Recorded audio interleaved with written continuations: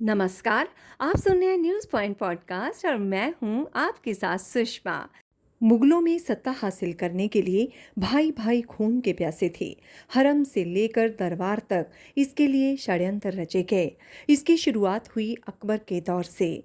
जब अकबर बूढ़े हो चले तो सवाल उठा कि आखिर कौन सत्ता संभालेगा।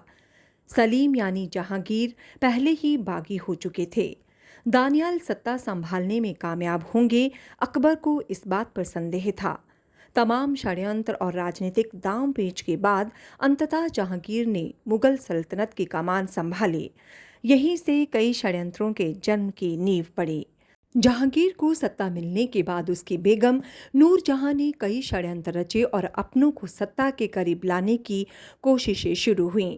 28 अक्टूबर 1627 को जहांगीर के इंतकाम के बाद मुगल सल्तनत हासिल करने के लिए बेटों के लिए संघर्ष शुरू हुआ।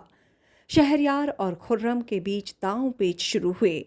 इसमें अहम भूमिका निभाई नूरजहां ने। जहांगीर की मौत के बाद उसके सबसे छोटे बेटे मिर्जा शहरयार को बादशाह घोषित किया गया। शहरयार चाहता था कि मुगल साम्राज्य को लाहौर से चलाया जाए, लेकिन जहांगीर का तीसरा बेटा शहजादा खुर्रम यानी शाहजहां एक अलग योजना बना रहा था। कई मौकों पर दोनों भाइयों के बीच इसको लेकर भिड़ंत भी हुई। दोनों के रिश्ते सामान्य नहीं रहे। जहांगीर की बेगम नूरजहां चाहती थीं कि अघोषित तौर पर सत्ता पर उनका कब्जा बरकरार रहे। इसलिए खुर्रम की शादी अपनी भतीजी अर्जुमंद बानो बेगम यानी मुमताज महल से कराई।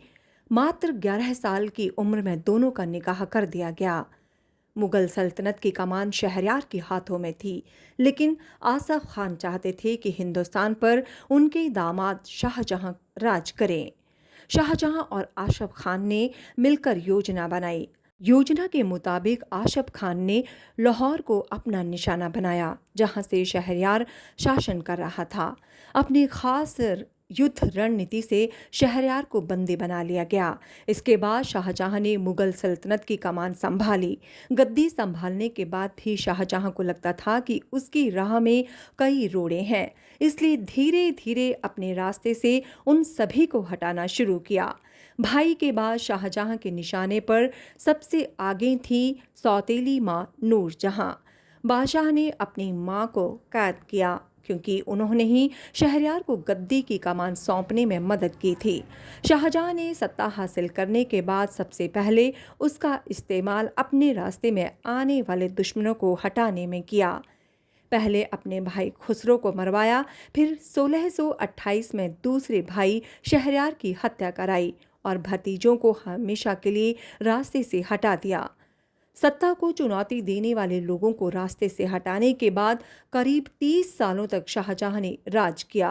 शाहजहां ने सत्ता हासिल करने के लिए जिस तरह खून बहाया, उनके बेटों ने भी वही किया। 1657 तक शाहजहां बूढ़ा हो चला था। अब बारी आई उत्तराधिकारी घोषित करने की। बादशाह बनने की रेस में शाहजहां के 4 बेटे औरंगजेब, दारा शिकोह, मुराद बख्श और शाह शूजा शामिल थे। लेकिन शाहजहां अपने प्रिय बेटे दारा शिकोह को सल्तनत की कमान सौंपना चाहते थे। इससे औरंगजेब खफा था। एक दिन शाहजहां ने दारा शिकोह को मुगल बादशाह घोषित कर दिया। इससे नाराज औरंगजेब ने पहले दारा शिकोह की हत्या कराई, फिर शाहजहां को उसी तरह कैद में रखा जैसे उसने अपनी सौतेली मां नूरजहां को बंदी बनाया था। इसके बाद शाह शूजा और मुराद बख्श की हत्या कराकर औरंगजेब ने मुगल सिंहासन पर राज किया।